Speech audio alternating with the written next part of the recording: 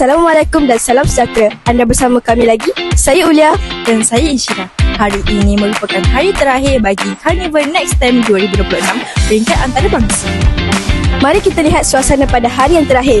Jom!